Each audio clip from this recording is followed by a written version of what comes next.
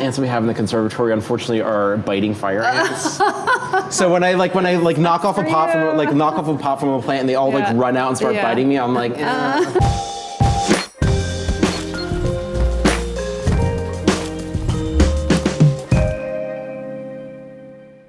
So my name is Cole Geissler. I am the tropical horticulturist here. So I take care of all the tropical plants in the conservatory. Orchids are my favorite, so I'm very lucky that we have like a really good orchid collection. Everyone here. has that little wry smile orchid. Yeah, orchids. Well, I used to not be an orchid grower. I used to really not care too much about orchids because I really only knew them as like the grocery store Phalaenopsis. Right. And then I discovered my favorite genus is Encyclia. Oh, nice. Just have these really spherical pseudobulbs and really nice long strappy leaves, so I like those clean lines. And so when I found like the different growth forms like from a vegetative perspective, I was like, I can get into this, and then I got into it and I was like, oh, I'm in it. Right. Now, did you go to school here, or? I did not. Okay. I went to school in Pennsylvania. Oh, where? Muhlenberg College. Oh, nice. So it's in Lehigh County. Yeah. And then I was an intern at Longwood. Yeah. That's great. Did you do their whole intern program? Yes. Okay, that's great. So I was there for a year. I was the conservation, horticulture, and collections intern. So I worked with Dr. Peter Zale, Tony Aiello, and I did work with their trialing new collections, their native orchid conservation. Great. And then I also did a lot of work with Greg, just kind of learning from him in his orchid collection. We just have a lot of plants in here. Sometimes I've been downsizing the specimen size plants just because I always like having more orchids. So sometimes I like growing plants to specimen size or keeping them as specimen size so we get a good display. So this is a Dendrochilum cobianum. You can see it's at the end of its growing season. I haven't trimmed off the inflorescences yet, but this You do need to though? For this one, I do. It's just to make it look prettier. Yeah. Okay. So you care about the display as well. Having the place look a bit like clean. Kind of kept. So that's good. You're a little, I respect that. Yeah. I'm a bit behind on trimming off some of the dead inflorescences. Yeah. And some of them look like they're dead, but they're actually not because they're sequential bloomers. And then some of these, like this bloomed like last week, so I was gone for most of last week, so I didn't get a time to replace it. Now you mentioned that you're cycling out of some of your hybrids and focusing on some species that you're starting to bring in. Are there any particular species or regions that you're concentrating on, or is it just kind of across the board? It's kind of a big spread. I kind of organize things here taxonomically. I've been here almost 2 years now. One of the first things I did was reorganize the orchid greenhouse, just for ease of culture, but also kind of grouping things as they're related to each other. Right. I kind of wanted to... You must be regrouping all the time then. A little bit here and there, yeah. There's always some new shifting. There are definitely tweaks going, especially as I'm getting more familiar with the growing space. The seasons are very interesting in this room just because winter it gets very cold and dark in here. Oh. We have like a 5-story, 6-story building next to us. Yeah, I see that. And the sun, as soon as it hits, in the winter, as soon as it hits like 1 o'clock, we lose all sun in this room. Oh. So it's a bit of a rough time, but once the summer comes, I'm like, okay, things are going to start perking up, things are going to be growing. So over here we have most of the maxillarias. That's variabilis, so that's a fun one. We have the dark form of it. I think we've seen this like when we were in Costa Rica maybe, or maybe, I don't know, if they have collections, so it's not always out in the wild. They have like collections of orchids, and I think I was introduced to that one out there. But this one is, it's a South American plant, so it goes down to all the way to Venezuela from Mexico. Yeah, so a lot of these are really fun. They have these nice strappy foliage. I love the strappy foliage, the grassy leaved, Yes. I mean, of course, there's the ever famous Maxillaria tendifolia, so the coconut orchid. Yes. So this is our giant one. And actually, I just grow it basically mounted now because this is... Oh, wow, it's in such a small little pot. So I don't even treat it as a potted plant anymore. I just treat it as a mounted plant. Yeah. Just because so this thing gets a very heavy drink every day. So there are a lot of plants that look like they're potted, but at this point the media has broken down, and I'm working on either refreshing them or transferring them to a new growth media. Right. So this is Brasilorchis junkiana. This is the one of the black orchids. So this is a Maxillaria relative, but you can actually see it's also, there's some weeds in there, but it's also again in a tiny pot. My goodness. So I just treat it as a mounted plant because pretty much this is all roots in this pot at this point. Are you immersing them in water, or you have top? Yeah. How do you do it? Everything is hand watered here, and I top water everything. Okay. It's a lot easier that way. I can kind of control what I'm doing. For some of the things that are really root bound like that, thankfully I can just put the breaker right over it. Are you using an RO water, or is it just well water? Yeah, it's the campus water. Campus water, okay, so there's nothing special about it other than... I know. There's supposedly one of the taps in the corner over there is RO water. I'm not really sure. But it's unfortunate because campus water is a bit harsh. Yeah. So I do have to, you can see that we get some tip burn on a lot of stuff. And I have to do like a lot of leaching every so often just to make sure, because we also fertilize pretty heavily. And with that, then the salt accumulation happens, which is why I've been like kind of changing out a lot of the media lately, because some of it hasn't been changed in a while, and I just want to give them kind of a fresh start. Over here is mostly Coleogeny Alliance, so that's Dendrochilums, Coleogenes. This is one of my favorite groups of orchids. Why is that? They have a sort of elegance to them, I find. I do really love a long cascading chain of flowers. So like something like the Dendrochilum wenzelii, it's not necessarily a long cascading chain, it's only about this long, it's red flowers, they're gorgeous. But I also like really love that clean, grassy foliage. Right. So you'll start to notice a trend. That's not the red wheat. It is. Is that it one? is. Okay, yeah. I think I have this one at home, and I liked it just because the flower looks so unusual. Right. But I just thought it was really unique, you know? Actually, the first one I saw of this was at Longwood, was a clone called Jeff's Red Wheat. Okay. And I looked at it and I was like, oh yeah, that's like the name. The name is perfect. Yeah, it is. It is absolutely perfect. And the thing is, like you know how the cattleyas and everything were like in vogue, you know, back in the Victorian era and stuff like that. But for me, I kind of like the understated flowers sometimes. I don't like cattleyas. Mainly because cattleyas, a lot of them get really big. I mean, I do really like, now it's cattleya, but they were Sophronitis, the smaller species. I really love those because they're small, compact, they're not as frilly. But the big hybrid cattleyas, they have their story, they have their place in history and like the history and importance of breeding. But in my opinion, they're not my favorites. Also, I don't grow any of the cattleyas at home just because I have a limited amount of space, so I grow the smaller things so that I can put more in there. Right. But it's also kind of hard to grow the cattleyas in this greenhouse because they do like a bit more sun. So like the Phragmipediums, they like more sun to bloom, but I can keep them alive in lower light. It goes to show you that like sometimes the confines of your greenhouse will define what orchids you need to concentrate on, as opposed to like really trying to push the envelope in a place that maybe isn't adequate for them. And there are ways that we can kind of adjust that. So I did that by like kind of changing the layout of the plants in the greenhouse. But in general, I have to look at the growing space that we have. So when I was doing this order, actually, I was kind of like working with the grower and kind of being like, okay, what will work best in our space? Right. I wanted to bring in more of the slipper orchids, but we also wanted to bring cattleyas back in. Now, are you using this for research or just display or teaching? What's the whole purpose of like these collections? Yeah, so the UConn Botanical Conservatory is focusing mainly on education, research, and outreach, kind of in that order. We use these collections mostly as a teaching collection. So we're part of the Ecology and Evolutionary Biology department. So we have undergraduates, graduates who do their courses with the plants in here. A lot of these plants are used for teaching about adaptations, interesting morphologies. Now this may get a little off topic because we're talking about like neotropical and tropical orchids, but do you focus on any of the native orchids being at a university? So we have a couple, I think, in Matt's greenhouse, because he takes care of the center greenhouse, and that's more of our collection needs to be colder in the winter. Both my greenhouses stay like really, really warm. But we have like Goodyear pubescens, which is the downy rattlesnake plantain. But in general, actually the native orchids can be a bit difficult to cultivate. Just because, at least in a greenhouse, they need kind of that like cool period, which is, sometimes can be a bit difficult. And also they have a bit more interesting symbiotic relationships with the endomycorrhizal fungi. And the Goodyear pubescens, it's more, kind of reminds me a little bit of like a jewel orchid, right? They are actually in the same group. So actually, I'll show you the Ludicea later. But yeah, the Goodyeara is in the same group as like the Macotes, the lightning bolt one.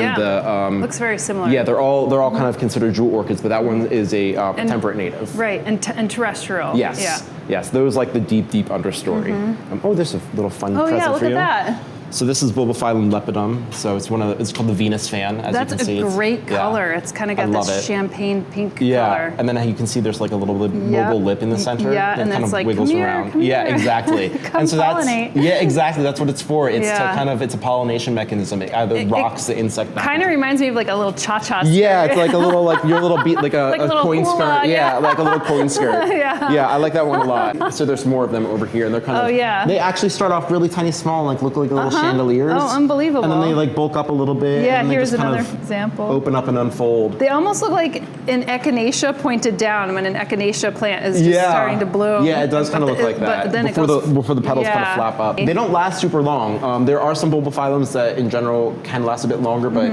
bulbophyllums tend to be a bit more short-lived in their flowering. But they're good. This one is really nice because it just keeps on pushing them out like throughout the season. So there's a bunch of them, they just keep on pushing out the flowers. Pretty color though. Yeah, I really love like it. that. It's one of my favorites in the room. Sunset I think haze. a lot of people are always really excited when that one is flowering. Yeah. But yeah, so most of our bulbophyllums are mounted just because they have that rambling habit. Yeah. They can be a bit hard to maintain in a pot, but every so often I'll put some in a pot, especially if it's kind of struggling on a mount. I'll get it to boost up its root system, and then I might switch it to a basket. And then you have some of your frags here. Yes, so most of our frags are hybrids, and so the only one that we have that is not a hybrid is longifolium, and that's this one back here. Take a look at it. It hasn't flowered in a while, but again, love the long, strappy, grassy foliage, and it's a nice, robust plant. Really and so robust. we can grow the phragmipediums here. It's about getting them to flower. That the higher light can be a bit tricky because they really do like Cattleya level light for flowering. They really like a lot of that direct light, and they also love water. And can you not, like, I guess, have additional light in here? We could bring supplemental lighting in here. In some of our other greenhouses, we have a few supplemental lighting systems, and it's just a matter of like making sure that we get the right ones and then buying them in and setting them up. But yeah, I actually just ordered Phragmipedium Bessiae, which is the red one. The reddish yeah, yeah, red and that'll be fun yeah. to bring in. Yeah. Has a nice stories behind it. It does, yeah. yeah. It's a kind of, when they found it, I think it was in the 80s. I think they were like, oh my gosh, this is the best thing. And then they found Kovachii. So then that's a whole other story with Phragmipedium discovery. These are a couple of Slogenes, and then this is a Area javanica. I don't cut these spikes off because I find they look chlorophyllous still, you know. A little bit. I don't really cut them off until they're like looking real bad. But actually, I find that, so this one just flowered here, and this one had a few buds at the end. These look like they blasted. But I can actually feel them under here. If you can kind of feel they're still bumped under there. Yeah. And these are actually going to flower again. Yeah, so okay. It's not necessarily a sequential flower like some of the Phragmipediums are. Right. But for some reason, this one just tends to like flower here and then stops, and the flowers here and then stops. Well, it's great that you're starting to understand the cadence of them. Right. Like, and it could even just be like in this greenhouse. You don't know. Exactly. It could be a completely cultural thing. Right. Again, we have a really great diversity, which means that I'm always trying to learn more about what I have in this greenhouse.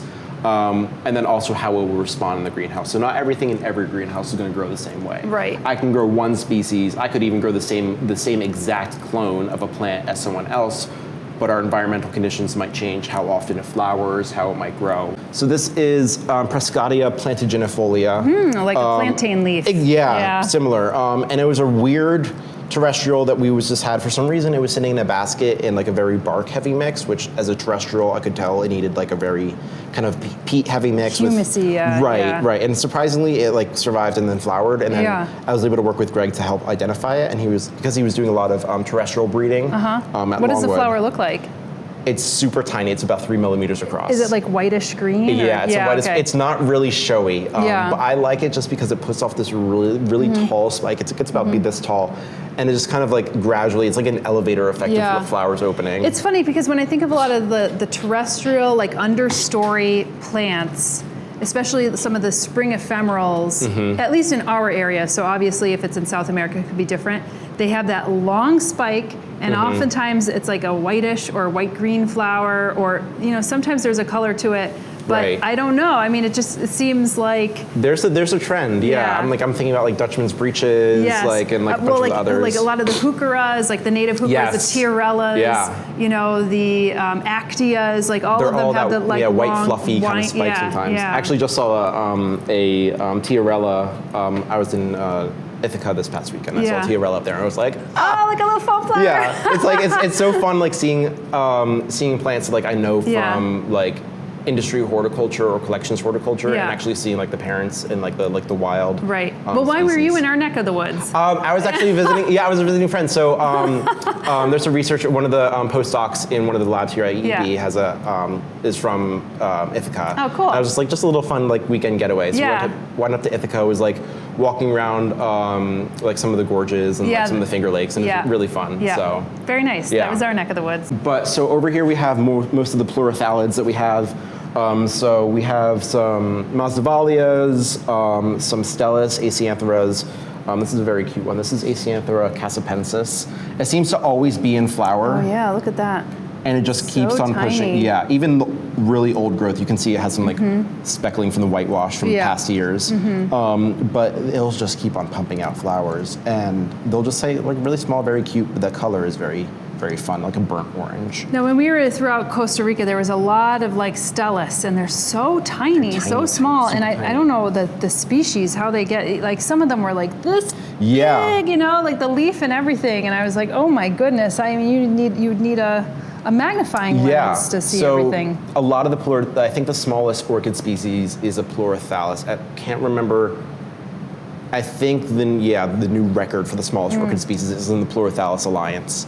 But yeah, they tend to be a lot smaller. A lot of them are from like cloud forest regions, and you can tell they're usually bathed in constant moisture because they don't have those like really thick pseudobulbs. Right. And their roots are even like really thin. So they need like that constant moisture, and cloud forests tend to be a lot cooler, bathed in like that high humidity. That's where we were, you know, primarily in the cloud forests. So. Yeah, there's actually a really small species. I'm going to actually grab it and I'll show you. Probably the smallest species that we have in the collection is Speclinia grobii. It's another Pleurothallus relative, but it's just a little tiny baby. Yeah. And this one's actually a bit larger than our other smaller one that's struggling a bit. It just kind of creeps along and forms like a nice little mat. Yeah. But yeah, some of the Pleurothallus are like really small. And I actually hadn't really grown a ton of them before coming here. So it was fun kind of figuring out what they liked. And just learning. Are these Sobralias or what are these? It is. Okay. So this is actually a primary hybrid. This is Decora bileucantha, I think, which is actually an unnamed hybrid, so it hasn't been registered to anyone yet. This, in the summer, puts on a show. Right. These tend to be landscape plants out in Central America. I see them. They're great. They're so robust. And this one has like a really nice pink flower. It's about this big. And it puts up a big flush. And then like a couple hours later, the flowers are done. And then a couple of days later, it puts a big flush. And then a couple hours later, they're done. The flowers don't last super long. Yeah. But they keep on coming up throughout the season, which is really fun. This is a big one that obviously at this point I can't really do too much to unless I want to divide it up. Right. So I just kind of keep on putting it into a larger pot, which is kind of a method so I don't actually have to, the center of the root ball won't really rot out as much because I'm not putting new media in there that's going to keep it moist. Yeah, I was going to say you don't have any new media in here. So Right. how do you bathe them in fertilizer? Like how do you fertilize them? Just a full drench. I just sit here for a good time with the hose. Okay, You'll just see me. I'll just sit here. I start the orchid house off with this one because I just sit here and I let it go water, and then I'm like, oh, okay, and then come back to my senses and I water the rest. Right. But yeah, it gets a really heavy drench. But actually, I have a smaller one, a keiki that I pulled off. See? Yeah, sorry. It's a bit of a maze in here, and I kind of go back and forth. But this is actually. Oh, yeah, that's cute. So this is Decora. This is one of the parents that we got from Smith College up in Massachusetts. But this is some keikis that I pulled off in November. And these are like kind of, keikis are more like the offsets kind of. Basic little babies that kind of come off. And there are different groups of orchids will form keikis more readily. So like Phalaenopsis, you'll see keikis on those all the time. But yeah, you can see all of these like little new growths that are popping up. So this one and this one were the original two growths. Nice. There was, I think this one was in here. Oh no, I think I put two in here, and then two of the canes died off, but then these two stayed on. Nice. And then it's putting all this stuff out. But you can already see, it's basically, you can feel how tight that is. Oh yeah. Those are basically all roots in there. Wow. Sorbelia is forming, and you can actually see really chunky roots right there. I mean, you wouldn't think about it until you and then you look at this one that actually busted out of its pot. Of course. So Sobrelias tend to put out a ton of roots, which is good because a healthy root system means a healthy orchid. Yeah, exactly. This almost looks like an asparagus or camassia coming up. A bit, but this is Habenaria medusa. Habanera medusa. Habenaria medusa. Habenaria. Okay. So Habanarias are actually related to Platantheras, which are the native bog orchids. I don't think I've known a Yeah, Habenaria. it's called the egret orchid, and it gets this really. That must be pretty. It's very delicate lip to it. It's very frilled, and it's gorgeous. The leaves are like this kind of verdigris, kind of bluish hue. I love it. Yeah. I love glaucous foliage. I don't know what's going on with this brown stuff right here. Yeah. But it's in bud, and the buds haven't blasted, so I'm like very hopeful that it's gonna have a good year. But yeah, that's another small terrestrial, and that is from Malaysia. This is a pretty form. I love this one. It's like got bamboo canes. It is. With like with beautiful, elegant leaf tips. This is Myoxanthus affinis. It's another Pleurothallus, Pleurothallid relative. And yeah, the new foliage comes out. It looks like a nice blade. Yeah, this one is even. Oh yeah, that one's even better. Oh yeah, show that one off. Yeah. Show that one off. This one's got a gorgeous form. It's got good form. I mean, ignore the weeds, but it's a lot of this is actually new growth from the past like year or two, because you can see some of it was like leaning towards some light, and I kind of turn it around. But they come out these like nice blade-shaped leaves, and they're just gorgeous, very upright. And this is what I like from an orchid: very clean lines. I love clean lines. And they get just a big burst of flowers right at the apex, right where the basically the petiole. Yeah, what a beautiful form. Yeah, it's just great. And they're like very fragrant. They're like white flowers, and it looks like it's just a big pom-pom that you slapped onto the plant until you get up close and you can see how small the other pieces of the flowers are. Now, do you get a little maniacal about anything that comes in here to pollinate? Like, do things come flying in to pollinate any of these? Or? Sometimes. Okay. Every so often I'll find some like fruits starting or some seed pods starting, and I'm like, okay, whatever. Yeah. It's just because we're not focusing on seeds, so I'll let it happen for a little bit. Yeah. Or if I find it, then I'll usually remove it. I see. Okay. Yeah, because at that point, then we would have to send the seed out to the lab. Also, it could wind up being a cross of something. Right. Most of the time, it's probably like going to be self-fertile. At least this Prescaria. It's funny. The first year that I was growing it, when Greg requested seed from it because he was doing some breeding, actually I was like, Greg, how do I pollinate this thing? It's 3 millimeters across. Right. I don't know what I'm doing. And he said, you can try doing it by hand, but you can also hope that something in the greenhouse will do it. And so that year I did it by hand, and I got some good seed. And then this past summer when it flowered, I didn't do anything to it because I was like, it's doing its own thing. Yeah. Completely covered in like seed pods. Oh wow! So it could be self-fertile. It could be self-fertile, or there could be some gnats flying around. Yeah, yeah. So it's kind of a little bit of a gamble sometimes. But yeah, so those are mostly most of our pleurothalids. We also have them hanging up on the wall over there. And then we kind of get into some of the dendrobiums. I brought these dendrobiums up higher.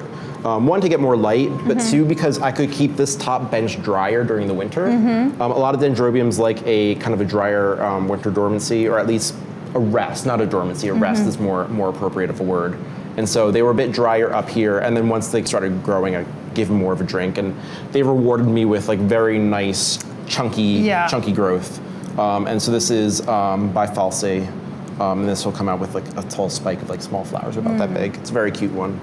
Of course, we do have a few hybrids that we have just because they're fun to keep in the collection. So this is Oncidium acababy, which is like one of the parents. I always forget if it's one of the... I remember like Cherry Baby. Yeah, right? So this is Cherry Baby. Cherry Baby, so this is Cherry Baby Sweet Fragrance. This is like the really famous, like the chocolate one, orchid. We don't have too many hybrids, but I think this was a donation at one point, so I was just kind of growing it along just for fun. And I think this is one of the parent hybrids that gave us that one. And the Lockhart is something that we've seen a lot of, like when we were traveling through Costa Rica. It's a fun one. Yeah. So this is it looks almost like Rip Solid, like. Yeah, it does. Kind of like that. There's kind of like imbricating leaves, not imbricating. Sorry. Well, the Ripsalis has more like a leaf stem, kind of flattened. A cladode. Yeah. But yeah, the Lockhartias are fun. They look. I remember the first time seeing one of those, and I was like, "What's going on with that?" That's the only question that I asked because I didn't know what to ask. But these are fun. They'll put out these like little tiny cute, weird-looking flowers, obviously Oncidium related by looking at the flower. Considered to be in the Oncidium alliance, and they'll put out these flowers from axial nodes. They just kind of sit there and they'd be nice and cute and happy. And this one is enjoying its life mounted on this piece of like tree fern. Unbelievable! It's just so small. So this is another one that I water daily. So but it's a great display. It is. That's why I love it so much. It's just like sit on your desk like that. I know. It's just like a nice little sculpture. So then we kind of get over into more of the Oncidium alliance. Brassia. So this one just opened. So it was hiding under the other one. Yeah, so this is Brassia maculata magis, and this one was labeled as Gyppy japensis, but I need to confirm it because there are a number of plants in the conservatory when I started, or at least in the orchid collection, that were mislabeled, or unlabeled. So there were plants that were brought in that just didn't have a tag with them, or things that were like labeled as one thing and labeled as another. So like this one right now was labeled as Brassia vericosa, but when I compare it to the maculata magis, they're kind of the same. Exactly. Yeah. So now I have to call into question like the other plant of the same accession, like did the tags just get swapped out or something like that? Yeah, easy enough to do. Right. You know, you see a tag down and you don't see a tag in it and you put it in. So like lately I've been just kind of, as I get things to kind of bolster up and flower, then I just confirm the identification. And if I need to change it, I'll change it. Yeah. But then a lot of times, so this actually looks different enough that I know it's not the Absolutely. I know it's not the Maculata Magus. And I know Gypsy japensis can have like larger flowers and sometimes they can be a bit orange as they fade. So I'll probably be looking for it to fade and then I'll compare it to like some photos online. Yeah. Our very large Epidendrum radicans is kind of getting out of control. Oh, careful. Yeah, don't want to trip. Actually, you were asking about pollination. So this is an encyclia. It looks like it just got pollinated somehow. Yeah, look at. So this is the ovary that's starting to swell up. Most of all these flowers are kind of done. Looks like this one was holding on because something pollinated it. Great color. It's like kind of, I like that antique-y kind of peachy apricot Yeah, and these are actually the fading colors. It was more of like, trying to remember what it had, because this is another one that was listed as Kennedyi. It's not Kennedyi, unfortunately. Unfortunately, I don't know what it is. I looked at all the species of Encyclia, my favorite genus, and I could not figure out what it is. So unfortunately, it might be a hybrid. Yeah. And if it's a hybrid without a tag, I can't. How do you keep track of it? Like I would put like a little sticker on it to be like, oh, a little question mark. So that's a very good question. You'll see there's some flags throughout the bed. I see the. So the red ones are all inventory outliers. So either plants that don't have an identification, that need to be identified, are mislabeled, or things that need to have a new tag associated with them. So it might be a division of something that I need to put a new tag in, or it might be something like this is labeled as Finlaysonianum. It's not Finlaysonianum. Finlaysonianum is a much larger species of Cymbidium, and so it looks more similar to the Dayanum that we have up here. But you gotta wait until they flower then, right? So it's a little bit of a waiting game. So I can like put a hypothesis out there and I can say like it might be this species based on the vegetative growth. I can think it's this or this or this, but I need to wait for the flower to actually see what's going on with it, which can be a bit of a journey. Yeah. Because again, the conditions are different, so I might not be able to have conditions for them to flower, and then without knowing exactly what they are, I just have to kind of trial and error. But are they similar to like, you know, I have some friends who have like begonia greenhouses and like the begonia flower may look totally different if you're growing it indoors versus in a greenhouse. Does that happen at all in orchids, or are they kind of true to form? It can change a bit. So the Catasetum alliance actually can have different male and female flowers based on the light. I see. Which is weird. Most orchids have flowers that have both male and female structures. They're fused together into the column. But Catasetums are really cool because if you grow them in lower light, you'll get male flowers, which tend to be a bit showier and actually catapult the pollinia out, which is really fun to watch like online. And then in catapult it out like on a fly or something. Right. Yeah. So actually, there's some fun videos out online, and you can usually do it with the finger. You kind of press onto the area where the column is, and it catapults like the pollinia, and it kind of sticks to your fingernail with like almost like a rubber cement. Oh wow! It's really, and you have to actually scrape it off. You can't just like pull it off. You have to scrape it off. But when they're in higher light, the Catasetums tend to put out female flowers. So that's like a way you can have some dimorphism going on. But with most orchids, they tend to have the same kind of structure in the flowers based on how they're growing. Flowers just might be a bit smaller, which might influence identification, but a lot of times size isn't necessarily the identifying factor. It's more of like the pollinia count or the lip structure or some of the other things like that. These are the jewel orchids that we were talking about earlier. I kind of like let these go just because. Yeah, it's very medusoid. Yeah, and that's how they would grow naturally in the wild. So ideally, I would have a giant pan where all of these would like root into the ground. Just they get so big. But they're also very easy to propagate. So if I ever want to restart these, I just take a piece of it off, pop it into the soil. We're good to go. Which I think these are in a mix of like perlite and vermiculite. So which is why they're not dead yet, is because the media doesn't really break down. It's like inorganic. Right. Yeah, it's interesting that you did more perlite and vermiculite, which is a really well draining, and they're terrestrial. They are. Yeah. These were like that when I got here, and I really haven't touched them that much except for like cleaning them up. But honestly, if they're thriving, so. Right, and for some orchids, it can be very temperamental. If they're like used to something and then you change something about them, they'll throw a fit. And I'm like, okay. So for a lot of them that I'm like, you look great, you're doing fine, do your thing. If you start to throw a fit, then we'll like address it. Or if I like see like a looming threat in the distance. Yeah. Cymbidium aloifolium. With an asplenium. Yes, unfortunately with some ferns. So we have a whole room dedicated to them, but they kind of work their way elsewhere as ferns they do. kind of want to be together, you know? We call them companion plants. Yeah, exactly. But the blue star fern, the Phlebodium aureum, can be a bit of a hindrance. Everywhere. Yeah, it gets everywhere, and because it has that really thick rhizome, you can't really just pull it out easily. But this one you can just see just finished blooming, and actually there was a spike on the other side that it was growing. But yeah, and then so they will actually start pushing new growth right now. So now that they're done flowering, they're going to push a lot more new growth. And I actually might take this as an opportunity to divide it up. The center of the plant is pretty much kind of gone now, and it's completely outgrown its plastic pot that it's in, so I had to set it into a terracotta pot. But I might use this as an opportunity to either break it up into a couple of smaller ones so that I can have multiple of the same accession. Right. And maybe I'll give some away to some orchid societies and stuff like that. Yeah. But actually behind us, our nice backdrop. This is our Stanhopea collection. And so some of them are doing really well, some of them are still struggling a bit, but like some of them are, oh no.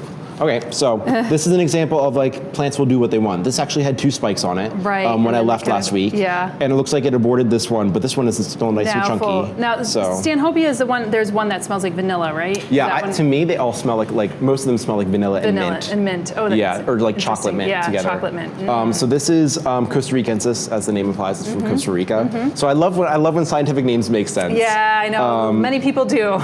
Yeah, it just makes things a lot easier when people are like, oh, where's that from? It's like Costa Rica. So we have Costa Ricensis in bud, and then there's Oculata up here, which is the eye spot, hence the name Oculata, ocular. And so there's a nice spike coming out right here. This is like one of our more robust species of Stanhopea. I have like a couple of massive ones, and they love life.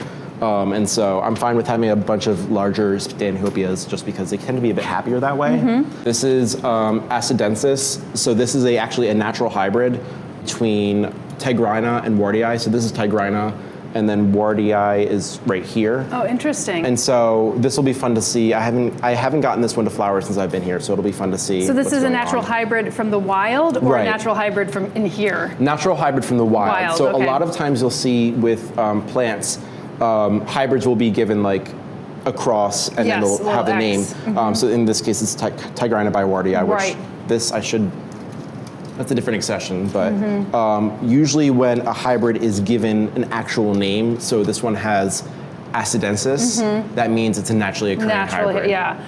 Back in the day, they used to like come up with a whole other genus or whatever, and it was always very confusing. Yeah, very confusing. Those usually, at least for orchids, the notogenous happens when you hybridize a bunch of different genera together. So Fred Clarkiera of SVO Fred Clark fame is a Catasetum alliance kind of conglomerate of a couple of different genera.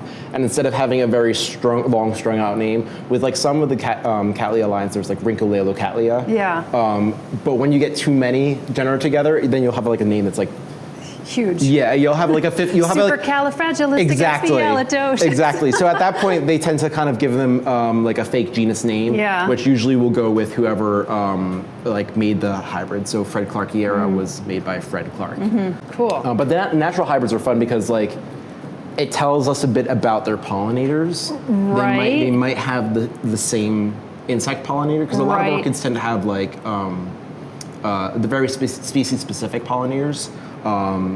When you look at a lot of like, if you look at like the Darwin orchid, it's only pollinated by one thing. Right. Or you'd probably see where they fit like together on the family tree too. Right. You know? They might be really closely related to the natural hybrid, and that's the whole thing about. When did they bifurcate? Exactly. And become their own species at some point? And then so that's the whole big debate in taxonomy too. Is like what makes a species a species? Because for all intents and purposes, a species is something that humans just slapped a name on. In the wild, they can be considered different plants. Plants are weird because they don't follow the biological species definition, which is where something is separate, two separate species, when they can't breed or if their offspring is sterile. So if you look at the mule. Right, or like sometimes the two genera, like you know, a Gasteria and an aloe. Right. Like a lot of times they produce like sterile offspring, but they're completely two different species altogether. But for plants, it's weird because they really don't follow that same rule. You can hybridize them, you can get fertile seedlings that can then be used for hybridized, and they can be used. So they don't really fit the same definition of a species because they can do this this hybridization, and that can kind of cause some problems with like saying, is it a different species, or is it the same one? Is it a variety of the species, or is it just completely something else different that they're just closely related? Right. Yeah. And so it's really, like a really fun sort of thing. So we have more of our Stanhopias over here. And I've been slowly working my way through repotting them. As you can see, they have lots of weeds in there. And the best time to weed an orchid is when you're repotting it. Do you really need to weed though? Is it taking that much energy away from or do you just like to keep it more kempt? I just like to keep it more kempt, especially since most of the weeds that we have are the pseudoranthemum and this oxalis, and they throw their seeds across the room. Ah, okay, I see. So I'll see if there's a good example. Messy cedars. So this one here, I'll kind of do it down on the floor so we can. It's not open. There we go. You can see they're going everywhere. All everywhere, yeah. They kind of just like fling themselves across the room. And so that's why they can kind of weed in everywhere. So I like to kind of get them out before they reach the rest of the collection. But the best time to weed an orchid is when you're repotting it, because then when you remove all the media from the roots of the orchids, you can also remove all of the roots of the weeds. Any gardener will tell you if you don't get the root, then you don't get the weed sort of thing. Yeah, absolutely. And there are some really big plants. This is a Brassivola nodosa, the queen of the night, that's like pushing new growth. So you can see a lot of new growth coming. And so for a lot of plants, I won't really touch them until they push a lot of new growth. Nice thick leaves, yes. right? So this is what's called a terete leaf, which is, in my plant collections, these have like a spot. These have a spot. Anything with like a really nice succulent, thick leaf, I really love having in my collection. It's really cool. It's an adaptation because these plants evolved being exposed to intense light. So one, they're succulent like any other succulent. They want to hold on to that moisture. But the shape is actually interesting because when the sun is hitting it, a broadleaf will gather a lot of sunlight, which is good for something that's in the understory. But something that's exposed to direct light, a broadleaf will completely burn the plant. Right. So a smaller surface area, and the pencil shape kind of allows the light, when it hits, it's not all going in one spot. Yeah, exactly. And it probably even moves, like as the sun moves, it probably is like... Yeah, some orchids might like follow the light. But yeah, I love that kind of like thick succulent. It looks weird. It almost looks like a green bean. It does look like a green bean to me. Probably wouldn't be as tasty, but but that's one of the reasons why I didn't really care too much about orchids in the beginning, is because I didn't know about forms like this, about like weird leaf shapes and pseudobulb shapes. And then once I found those, I was like, okay, I'm all in. Here we are. We're here together. You're going down the rabbit hole. So this is a Silogeny aspera, and this is a very big plant. You can see how big the pseudobulbs are. And so I just have this over here because it's hanging, and I don't like having hanging pots over the benches. Because the hanging plants tend to need to be watered more frequently. And then when they're over the bench, that means anything under them gets watered more frequently. So then you can have a lot of issues with rot. So I brought this over here, and it's been loving life. It's putting up a lot of new growth back here. But you can actually see the new growth has old flower spikes. So the Silogeny alliance is fun because most of them, not all of them, but most of them will flower from immature growth. And then once they're done flowering, then they'll kind of hit the play button and go back to the regular growth, which is always just kind of a fun kind of timeline. This is our Vanda tricolor suavis. This is our singular Vanda species. I was going to say, this is the first Vanda I've seen. Yeah, so we have other Vandaceae species, but this is like our only species. And this had a gangbuster year last year. Really? So it would not like stop crazy. Flowering. What color is this flower? White with purple speckles and a deep purple lip. Ooh. And it smells really, really good. But you can see all of these little crispy, dried out flower stalks. All of those are from last year. Wow. It had I think at one point I counted 15 at once. Now, do orchids sometimes have like an off year where they're like, I'm done? They do. A lot of times after it takes a lot of energy for them to do like a really big showy year, and they'll take a rest for a couple of years after that. And they might put up a couple flowers here and there. So this probably won't do as much as it did last year. Right on. Which is because I'm like, oh no, do it again. But sometimes orchids need time to recover. So you'll see that with trees, they'll do a big flowering and big fruiting year. Or a big fruiting year, exactly. Like hickories. Exactly. Or like the oak oaks trees. will they'll do a mast year. And orchids kind of sometimes follow the same cycle, not all of them, but I'm expecting the Sobralia here to focus a bit more on vegetative growth this year. Same thing with this Vanda, because they had a really, really good flowering year last year. These are actually really fun. I wanted to point these out before we moved on. Sure. This is Myrmecophylla. So these are... so it's like ant plants. Exactly, yes. Yeah. So these have hollow pseudobulbs. These were originally in the genus Schomburgkia, and then they got regrouped and kind of given their own genus. So these have really thick succulent pseudobulbs. They come from really high light environments, and they kind of offer housing for ants. Do you find any of our native ants ever in here? Not really. Probably not. Most of the ants that we have in the conservatory, unfortunately, are biting fire ants. So when I knock off a pot from a plant and they all run out and start biting me, I'm like, and they're actually a really bad ants are a pretty bad pest for us. Yeah. Because we use beneficial insects. Yeah. And beneficial insects and mites, and they actually tend to go after our beneficials. Oh no. So one, they're annoying because they just they bite us, but also they wind up going after some of the beneficials that we use. Bummer. So they're actually not normally considered a traditional plant pest like a mealybug or an aphid or something like that, but they do have their they do their damage. But you can see this one actually, it's working on spikes right now. That has one up here and then one way up here, which I need to relocate them because they will push up against the glass. And then probably get burned. Yeah. You'll see a lot of times when they produce they make a lot of nectar from extrafloral nectaries. Yeah. And you'll see ants running up and down the inflorescence. I was going to say, because they want to attract the ants in some other kind of way. Right. So they have they make a lot of nectar for like a sugar source for the ants. Like I mentioned earlier, most of these are bulbophyllums, but there are a few really fun things here. So we have a few dendrobiums and dendrobium relatives. This is Hymenanthum. This is one of my favorites that we have in the collection.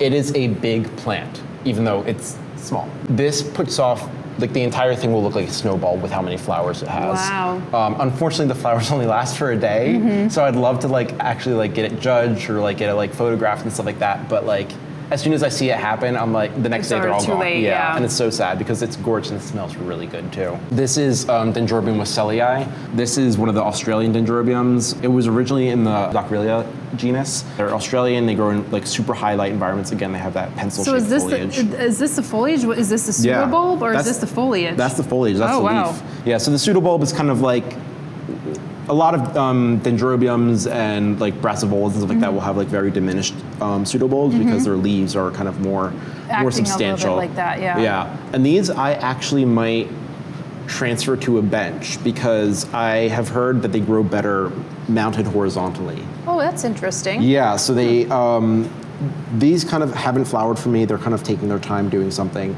And then I was at a talk recently and they were like, yeah, the Docrylia Alliance, a Docrylia group of dendrobiums, they would like to be mounted horizontally. And they just kind of pick up speed. So I might try that this summer. That's a really interesting observation. Yeah, it's really weird. This is one of my other favorites in here. This one's chunky. Yeah, I love it. So this is Angraecum distichum, so it's in the Vanda Alliance. You can actually see it's all budded up right now. Yep. And they have these gorgeous non-resuppinant, so the flowers don't spin around. Yeah. And so on these, the lip is oriented upwards. They smell really good. They look like little kind of crystalline gems. The entire thing will be covered in them, and I just love that growth habit. Yeah, the growth habit's great. It's fun. But yeah. And then of course we have the species Phalaenopsis here. It's kind of done its flowering.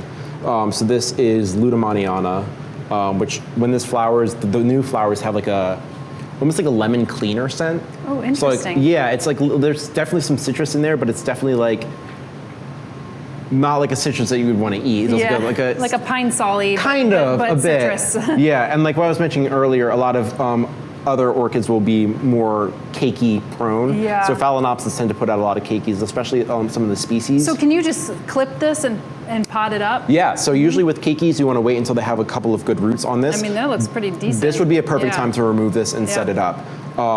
And so I can't remember if it's a 3x4 or a 4x3 rule. If it's 3 roots that are 4 inches long or 4 roots that are 3 inches long sort of thing. Okay. Or if it's a 3x2 or 2x3. I can't remember the number. But there's you kind of wait until they get a nice healthy root system before removing them. And this would actually be a really good time to remove it. And so I would just kind of sterilize my tools. I would cut it here, remove it. If I wanted to grow it mounted, I could grow it mounted. Phalaenopsis also do really well in pots too. Most of these up here are bulbophyllums just because they tend to ramble. This is a fun one. This is Bulbophyllum tremulum.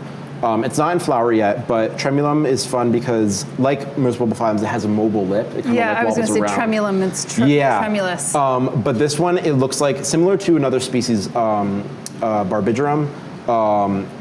It looks like a fly fishing lure. Oh, that's interesting. Yeah, it's fuzzy and weird shaped and it catches the slightest wind. Oh, that's so cool. you'll like if I was right here and talking, it would catch that wind from my voice. Yeah. It would just go. Pretty neat. Yeah. They kind of mimic like either other insects or they kind of draw insects into the motion. Right, or sometimes you have those like even I'm thinking like crane flies or whatever. They have like those long legs that kind of like float in the breeze. Yeah, and bulb phloems are fun. They can be a bit tricky to grow. Some of them are a lot easier than others, but bulb phloems are fun. We actually just got a Kinolabium, which is probably the most foulest smelling one. But I wanted that because it's carrion insect pollinated. A lot of bulb phloems smell really bad. Some of them smell good, not all of them. Yeah, they have like that kind of purpley red kind of meaty kind of look to the flower. Think of it like an Amorphophallus or something like that. Yeah, exactly. And that's because they're kind of resembling rotting meat to bring in those flies or beetles. But we can hear that it's raining right now, so this might be a good time to shuttle you guys up to our more secure weatherproof greenhouse. Well, this is great. I really appreciate it. Your enthusiasm is infectious. Thank you. Really nice. I'm glad that you turned into a really enthusiastic orchid grower. Yeah, and I like to say, like, I have formal education in biology and plant science. But before I went to college for all that stuff like that, I like to say I learned through obsession. Yeah. So when I saw something, I was like, I like that. I'm gonna learn as much about it as possible. Yeah. And so that's where a lot of my trial and error came from, and then I kind of refined it and became a much stronger horticulturist. Yeah. Well, you know what? I think a lot of folks will resonate with that. So thank you so much. Thank you so really much. Appreciate Yeah, it. of course. Thank you for coming.